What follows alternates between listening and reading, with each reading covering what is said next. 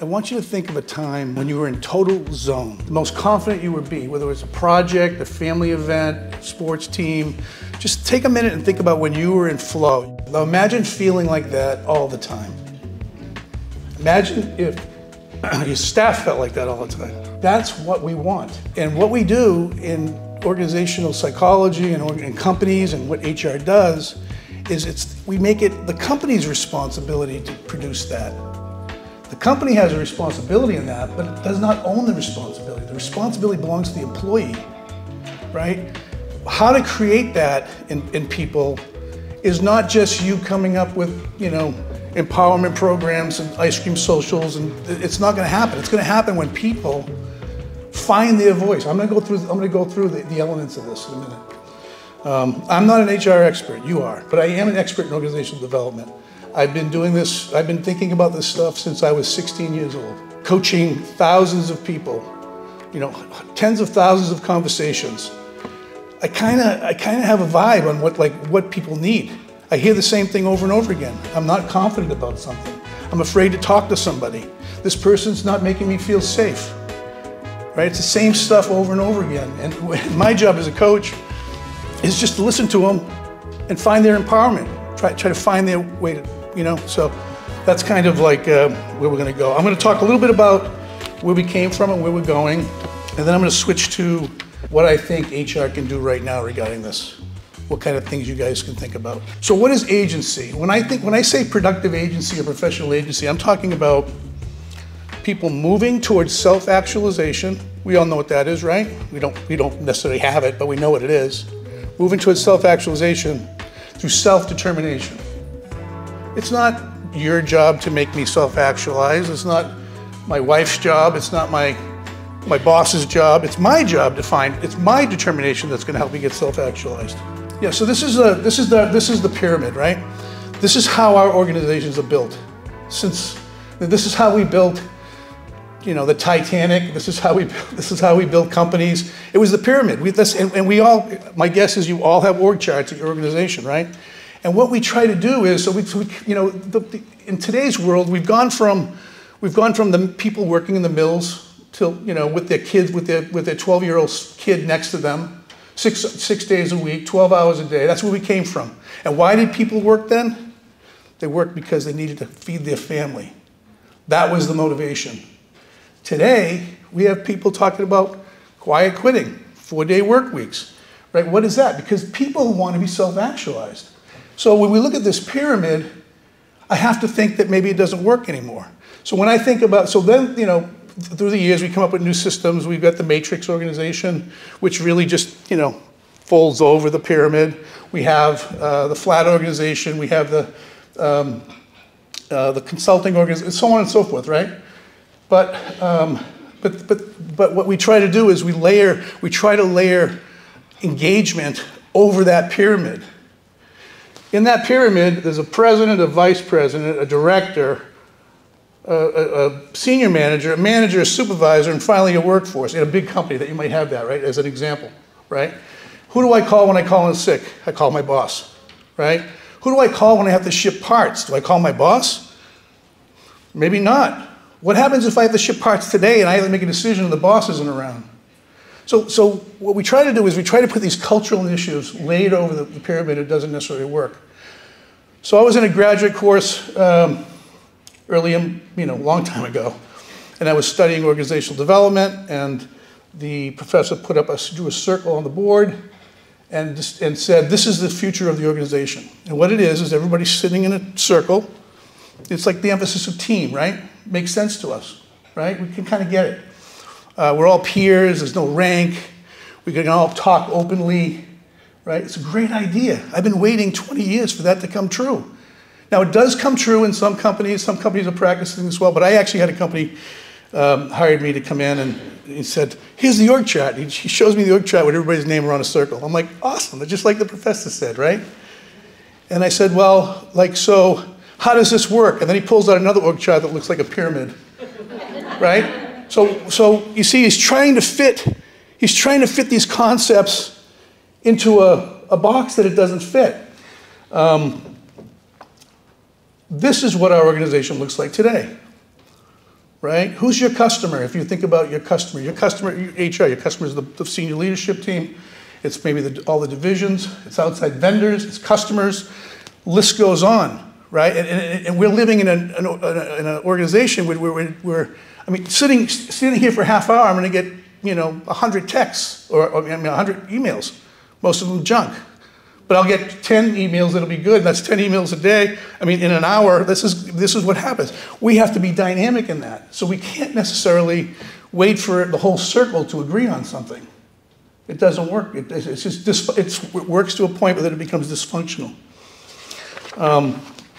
I had a senior startup medical company making success. They were just getting FDA approval. They called me in. There was 8 of them. They were all PhDs or senior people in their staff. They started this company in a bullpen, a room like the size of this, right? They all had a cubicle. They could talk to each other dynamically. They were in the circle, right? Customer wants this. What are we going to do? How are we going to do that? And they could do that. As they grew and became 100 people, well, we got to get organized. So they called in a consultant who developed an org chart, right? And they tried to create all these protocols and methods for people to speak to, like process maps of decision making. And they called me in, and these are really professional, great, smart people, right? Like you would think they would be dysfunctional. These are the best. These people have great intentions. They have this great opportunity in front of them. They say to me, "We can't make decisions. We're not being strategic. I'm putting out crisis every day. I'm dealing with drama. We're not getting along. We're missing shipments. We're missing deadlines." Right? So these are the best people with the best intentions. And I'm like, well, do you trust each other? I'm not going to go into the whole dynamic of that, but the point is that they were trying to work like this, right? Again, in a bigger organization, but how are you going to do it? So even when I say, I don't even think this works, right? This whole free of information coming at you all the time, trying to make decisions quick. It's just not going to keep up with the world. The world's going way too fast. So the question becomes, what is the method? I'm going to go over this quickly. These are just a couple of people that inform me over the years that I think about as I think about this subject. Mary Parker Follett, if any of you know her, she was like a rock star in the field. These people were all consultants like I am. She was a rock star. Her whole thing was creating energy in people. Let's create energy in people. But again, how do we create energy in people, right? Charles Handy came after her, and he basically said, well, what if we were to get rid of the employee and make them a portfolio worker? And what he meant by that is a contractor. So don't get alarmed, but the idea was if everybody was a contractor rather than an employee, would you have as much drama? All right, I can't go to a client with 20 questions. When a client asks me something, I got to go to a client with an answer. How many times have somebody walked into your office and asked you 3 times if they can do something, right? Well, they sit in a meeting and they don't have any. They come in with a problem with no solution. Now, I'm not saying his ideas were right, but his premise was, let's motivate people through their own psychology. Let's motivate people by having them be responsible for themselves, by creating their own portfolios. Everything they do goes into the portfolio. If they have a bad behavior in a meeting, it goes in the portfolio. If they have a good result, it goes in the portfolio. And the idea is, if everybody's accountable for their work, that'll motivate them to be better. So in Maslow, I'm not going to go over, right? We're all seeking self-actualization, and that's where that's where his thinking was. And so I think about that, and I think about this organizational dilemma, and I say, well, what's the answer? And so the answer to me is professional agency. Now, I'm going to go back. I'm going to go forward a couple slides and then come back to this. So this is the formula for agency, or as I see it, right? On the right, you want to be self-actualized. That's the goal. Mindset, well-being, successful. That's what we're all seeking. And some of us are on different parts of that journey, and some of us, and by the way, I don't think you would actually ever achieve it, but it's just something to strive for. It's something you want to do. To get there, the agency has to take place. That's the individual person. The individual has to own these, right? It's like, so you can say, well, and I'll go through these. Self-trust, right? What is self-trust? It's trust in my ability to learn, trust in my ability to operate. Do I have trust in my own abilities? Do I have trust in my capacity to learn? If you tell me I'm dumb, I have my own capacity. I shouldn't accept that. But what we do is we're all coping. We're all trying to get an A in the paper, and we take input, we take feedback, and it rocks our world. It makes us a little nervous. We're not sure. We might fold. We might not. Right. But if we have trust in our own ability, if we have trust in our own knowledge and our capacity to learn, we're going to be successful. Self-expression. I mean, I get this all the time, right? I'm in the hall today listening to some of the other speakers, whether they, oh, I got to do my speech yesterday so I can relax today. You'd think these are professional speakers, they wouldn't be nervous, right? Oh, you're putting yourself out there. So you're sitting in a meeting and you have an idea and you're sitting with the executive team and you're thinking, well, this doesn't smell right, something's wrong here. But you don't say anything. Or your people go to a meeting and they clam up, right? They don't have a voice. Or you don't include them in collaboration. You don't include them in strategic decision making. People want to express themselves. And I can go on forever about there's introverts and extroverts and different personalities, and I'm not saying that none of that is bad. You know, if you don't want to talk, that's fine. But when you need to, I need to hear your voice, right? And what's happening is people are afraid to express themselves. People come, I want to get a promotion, but I'm afraid to ask the boss. What, are you kidding me? Right? I think that there might be a new product development, but the board doesn't like it. Like, okay, so what do? I say, well, what's it look like if you talk to them? And I'm telling you, 99.9% of the time, if you have a problem and you go talk to somebody, it's most likely going to be resolved in some way if you handle it, if you do it professionally, right? Self-control of my destiny. You have self-control of your destiny. If you think that your career or that life or your situation is pure luck, then what's the point? You won't be motivated to do anything, right? I've seen executive assistants become presidents of aircraft companies. How is that possible, right? She took control of her destiny. Now, she had some help along the way. She had mentors. She had probably coaches, right? But that happens all the time. If you go look around most of your companies, if you think about the person that's running your company, in some cases they might be, if it's a CPA firm, they might be a CPA. But if you're running some kind of company, most of the time your executives are not from that field, or that they don't have that domain knowledge. Because it's not the domain knowledge that got them there, it's their people skills, it's this ability to control, to have influence on other people. And if we believe we have influence on other people, it's extremely powerful. Excuse my voice. Safety, psychological safety is critically important. We have nothing without that. We have nothing without feeling safe in a room. And that's what coaching does. What coaching does is they come in, they feel, right away, they're safe. I'm not going to report to the boss. I'm not going to tell secrets, you know, which really doesn't matter because no one ever tells me anything that's really that bad, right? But it's like they feel safe. I create a space for them to feel safe, I hold that space for them to feel safe. If I can do that in a meeting with people, or with my team, or with my executive team, or with the offsite, if I can do all those things, beauty is going to come out of that. But people have to be responsible for their own safety. And what do I mean by that? This happens, and I got to be careful all the time, but this happens so often where I have, you know, hey, listen, we want you to come in. We got two executives or two directors that are squabbling, and one of them said they didn't feel safe. Okay, so HR red flags. Again, I'm not an HR expert. HR red flags got to go up, right? Like, this is important. We have to deal with this. So I go in and I speak with the people individually, and I said to the person, so what made you not feel safe? And then and by the way, she described it as bullying. Okay, that's another word. Bad, and I'm not advocating this at all, right? So I said, describe bullying for me. Can you define it for me? And she says, well, it wasn't really bullying. He was direct and gave me feedback, and I didn't like it, and I didn't think it was his place to give me that feedback.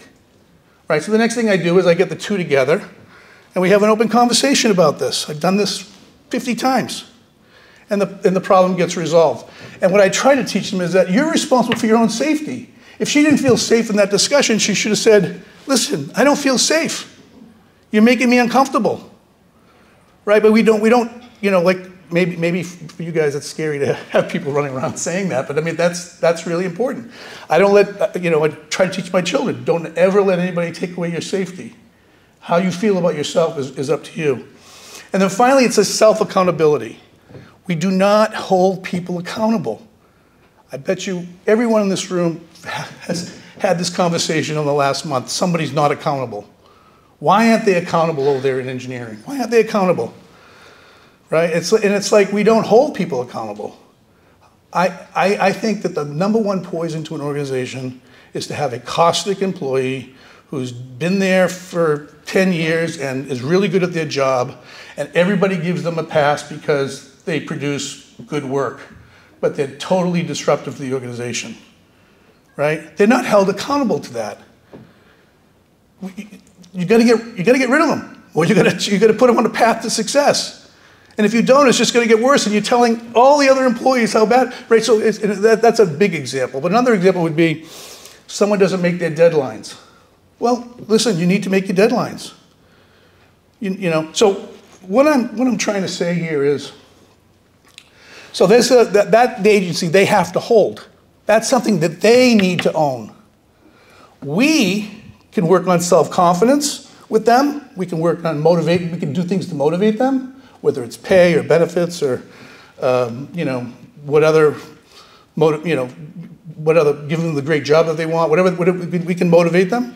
We can empower them. We know that that's a big word, right? But we could, you know, we say we want to empower people, but when they make a mistake, we get all upset about it. We can't. We got to forgive that. We have to help people learn from those mistakes. And we have to engage them. That's what we can do.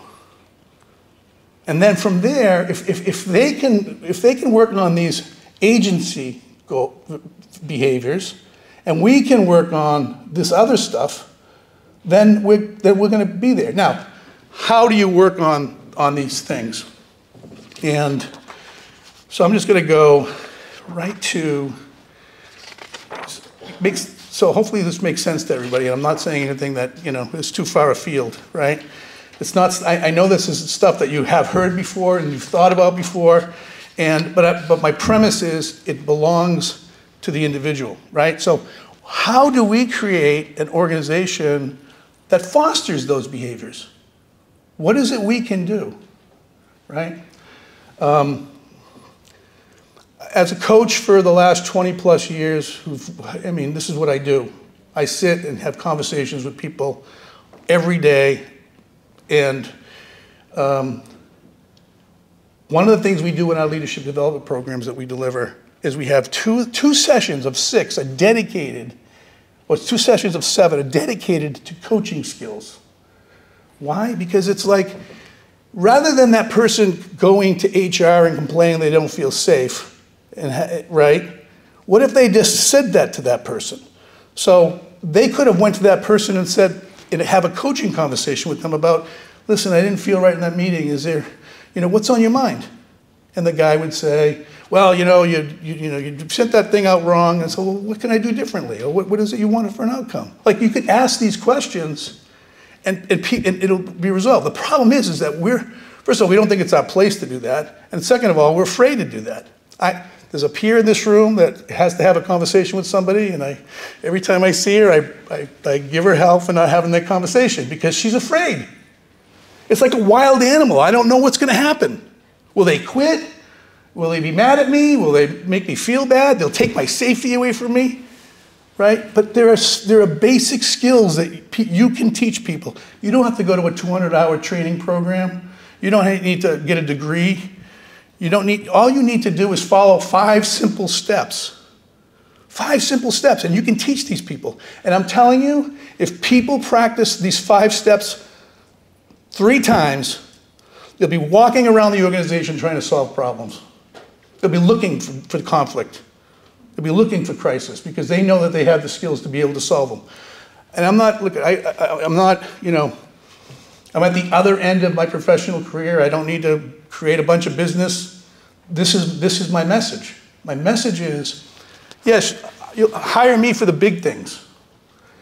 But in your organizations, if you taught your staff, if you have a company of 100 people and you teach 20 people or 30 people how to coach, including the people that have problems, have struggles, right? You just created this profound change in your organization.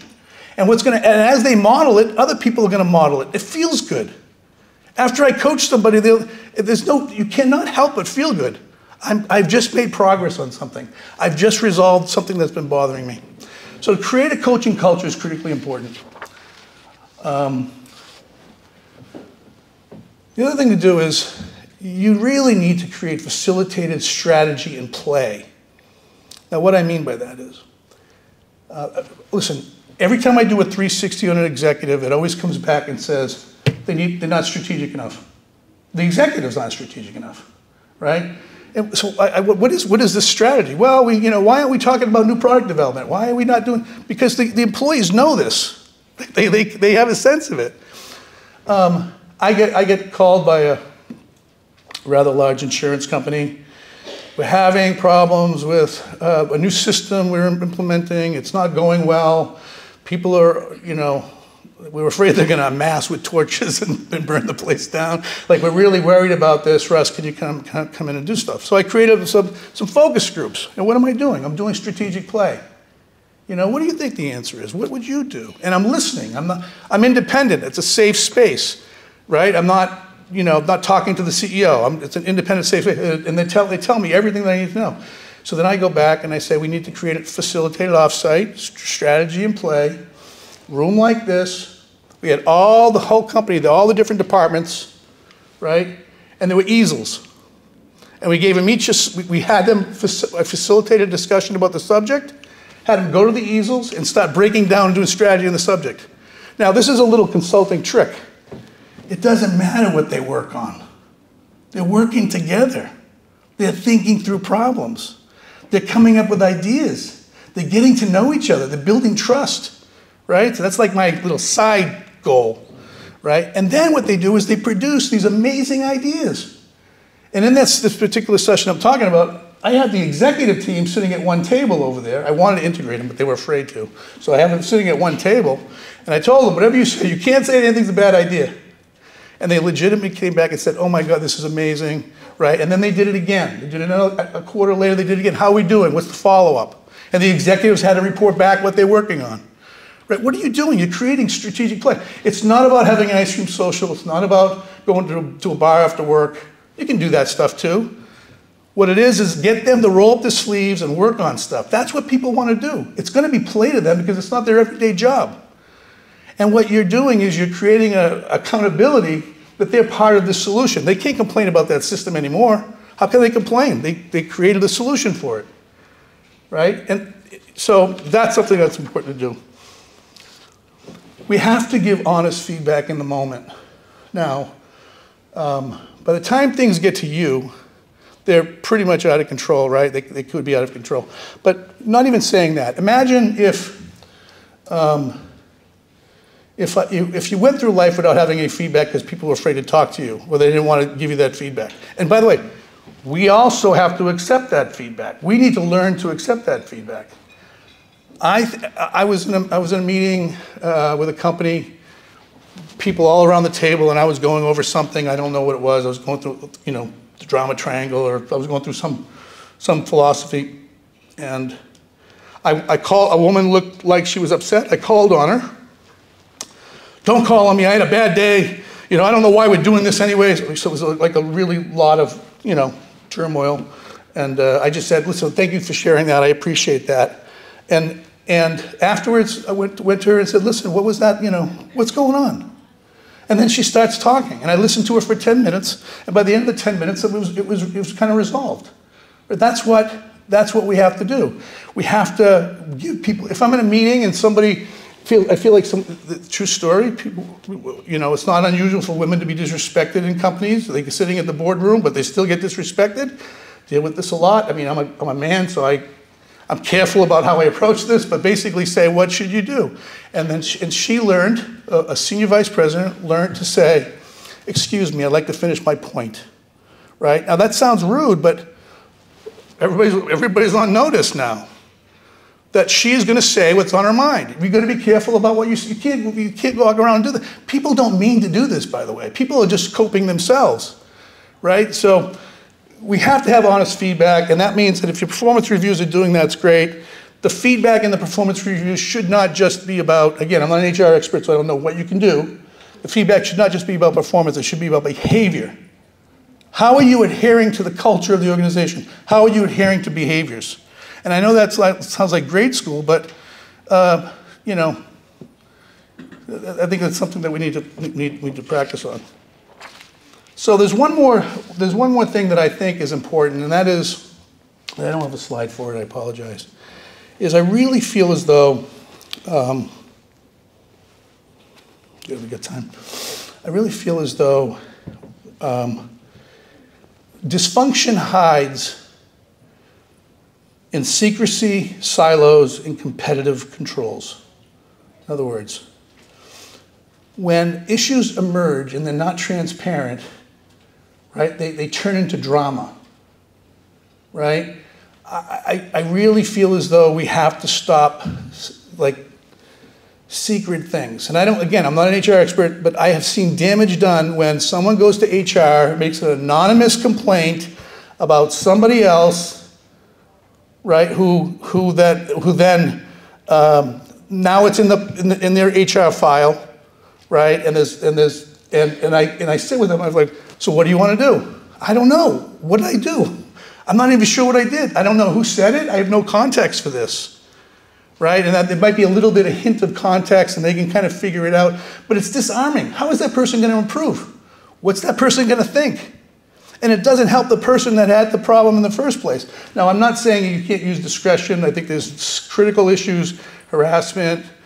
You know, there's lots of things going on in the organization that you have to use. But I would say that a majority of these things can be resolved pretty quickly. You can't, I think it's, you know, the approach would be, let's put people in a room, they agree to sit in a room and have a conversation about it. Most of the time that'll go away. With, by the way, some basic coaching skills. Right? You can't just do it. You can't just sit there and say, well, what happened? And have them tell the story. No, I don't even want to hear the story. What is it you need from each other? How do you want to work together? What kind of outcomes do you want to have?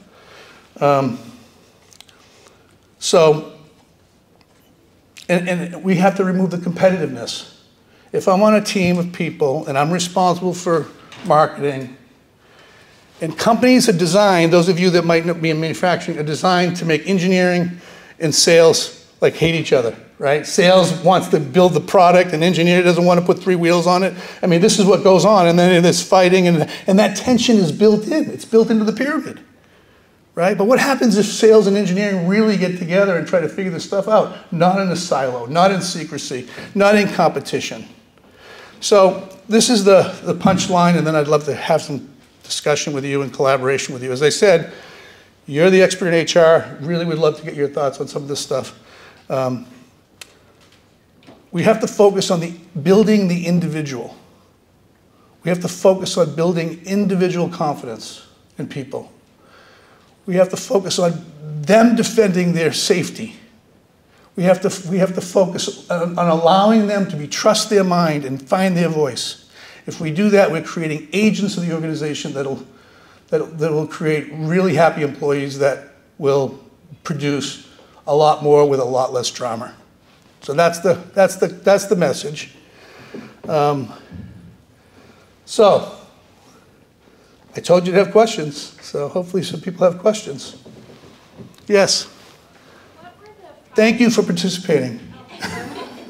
What were the 5 points? Maybe you shared them. I just missed it. But creating a coaching culture. I didn't say those things, right? Because there's only so much time. But I'll tell you what they are.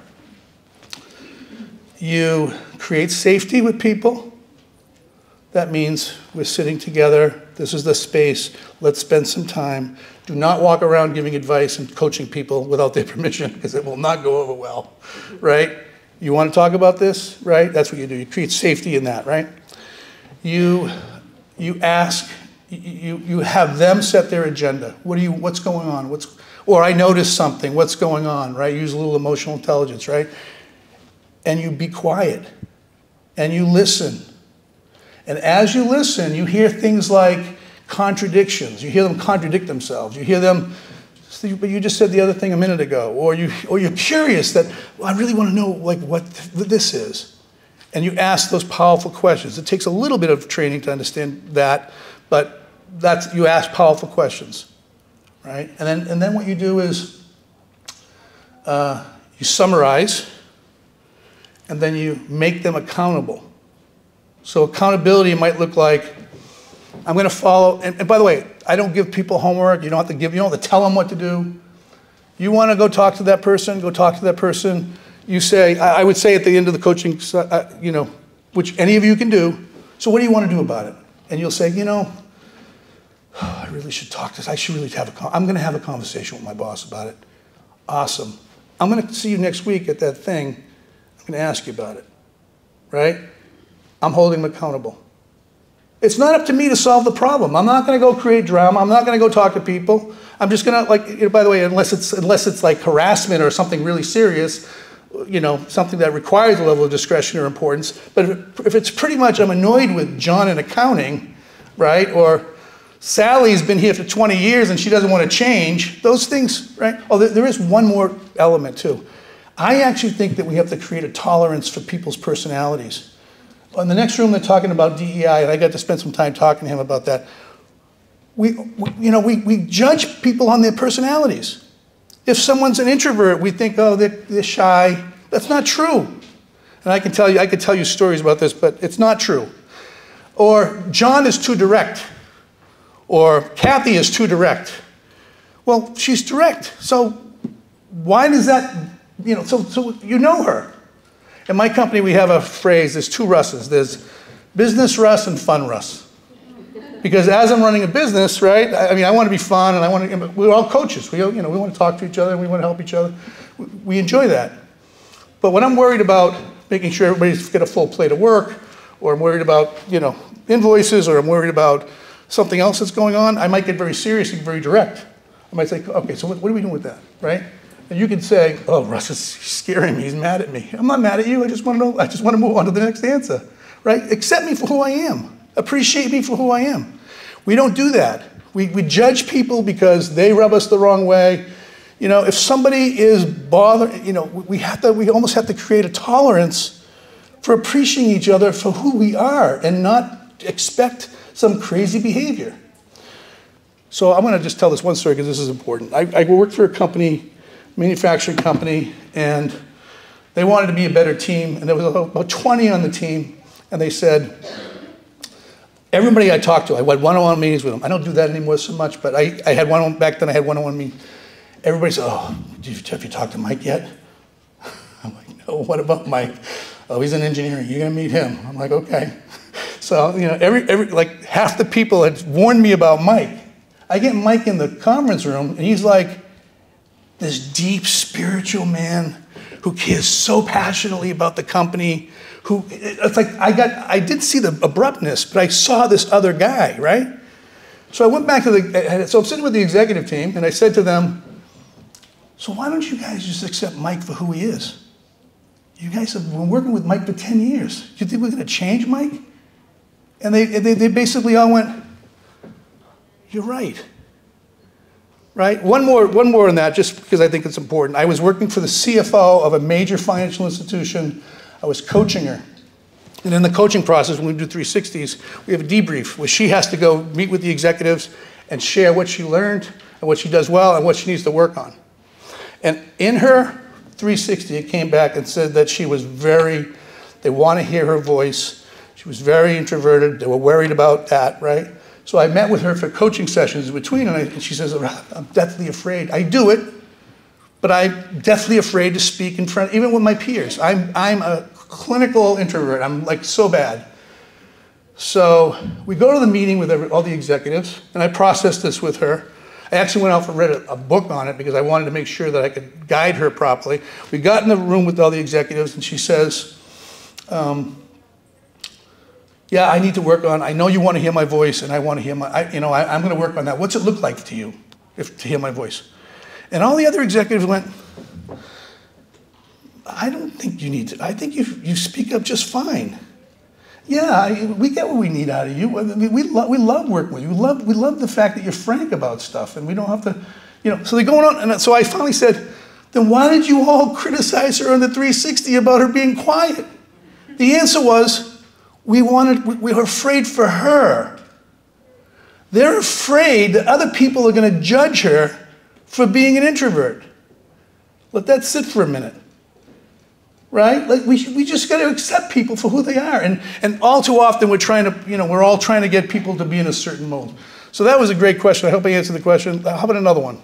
Yes? I guess you're bringing up this introvert, and from an HR standpoint, how can we encourage those maybe introvert supervisors and directors to be more present, to come out of their office, to come out, set more of an example? How can we? So I am a pretty bad introvert. How? Because that doesn't make any sense. I'm talking to people all day long. I enjoy the intimacy of intimate conversations. And I've gotten better at being with groups of people. And I can get better at doing this kind of stuff. It took a long time to do it. So you can train yourself to speak up, and you can train yourself to do that. So that would be helpful. But really, it's about the relationship. If that example I gave, she trusted her peer executives, right? She didn't have to be fancy and funny and cute or anything. Like, she had to just be herself, and they appreciated for who she was. So those relationships are really important. But I'm not going to make Mike not be direct, and I'm not going to make her all of a sudden be dancing at a party. It's not going to happen, right? And that diversity is a beautiful thing. Mike keeps people on their toes, and she keeps people being thoughtful about certain things. When I saw this executive, it dawned on me that we had too many times judging people based on their personality, and if we were all the same personality, this would be boring, right? Another question, yes? You talked a lot about agency and individuals taking responsibility for some of the items that you had listed out. When we're working with employees of varying stages within their career, and a lot of employees will come to us and they don't have that sense of agency developed within themselves. But you know that those folks have that potential. How can you foster that within them? So you can foster it by doing the things that I suggested: direct feedback, accepting personalities, facilitating, coaching, those things, right? Engagement, all the things that you're doing now are all excellent concepts. But don't think about laying it over a pyramid. You need to lay this into the individuals. And yes, I can't magically drop. That's what I'm saying. We can't give that person agency. We have to nurture that agency. So a person came to me the other day and says, I have this person, she's really bright, she comes into the office every day. I ask her for a project, she comes in 6 times and asks me questions, right? And then she shows up finally with the result, and it's not what we asked for. It's like, okay. So I said, all right, well, she's not being accountable. Well, she's not confident. She's afraid. That's why she keeps asking questions. That's why she kind of gets in her head and gets a little off track. I said, the next time there's a presentation, make her give it. Make her give it. That's going to freak her out. Well, you tell her you're going to coach her through it. You're going to support her, right? Let her fall down in the meeting. And then you pick it up and you save her. I mean, you don't want it to be a disaster. You're going to help her prepare and you're going to help her through it, right? But when she gets that sense of, wow, that was scary and I did it, right? She's just going to learn a little bit more about being able to do that. Same thing with speaking in meetings, right? A lot of people come to me and I'm petrified as, HR executive. I don't know if she's here now, but it was one time she came, was like, I can't speak in meetings. I don't feel they hear my voice. And my advice was write down before the meeting, write down anything that you want to bring up that you think is important, a couple things. And then as the meeting's going on, I want you to write down just little statements about questions that you have as you go through. So you're going to have it with a bunch of questions. And if you wait long enough, most of those questions will be answered. So you don't have to be like the star of the show. You just let people, because people will solve those problems. But something might be left over. That's when you want to say, listen, we talked about this, but we didn't bring this up. They're going to say, yeah, that's right, we forgot about that. It's like now she's developing a muscle of a way of communicating. So I want one more question. Yes? Yes? How do you respond to manager, supervisor, executive who comes into this type of conversation with, well, we're just coddling these people, we're just babying them, and what they really need from me is these strong words and these strong actions and these strong expectations, instead of trying to meet them where they are. All right, so I don't know your company, and I hope you know, but we're going to go back to the 1950s. Okay, that's not. If that's your attitude, I don't know anybody under 40 years old that is going to put up with that anymore. They're just not going to. When I grew up, I feel like I'm like this really old ancient person, but I was told, you go to college, you get a degree, you go work for a company for 30 years, you get your gold watch, you send your kids to college, you sit on the beach, and then you die. That's what you did, right? My kids want to be self-actualized at 26 years old, and we complain about that. No, don't complain, embrace it. What do I need to make them feel really powerful and strong? Right, that's what so yes, and to be quite honest with you, I don't meet too many people that have that opinion that you just expressed. They just don't know how to execute it. They just don't know how to necessarily, by the way, it's like people will say, oh, this is touchy-feely stuff, right? That just makes my spine stand up, right? Nothing I'm talking about here is touchy-feely. This is the real deal. This is people. This is having an impact. And if we're gonna, back in the 1950s, paper went from desk to desk to desk to desk to desk, and people, and it was a process. That's what happened. Today, before you leave here today, there's going to be some emergency that's going to come up that that's going to be really important for you to deal with, and then tomorrow morning there'll be another one. Right? That's the world we live in. We need to champion people, make them feel strong, stand on their own 2 feet, and grow and be powerful. So that's it. Thanks very much.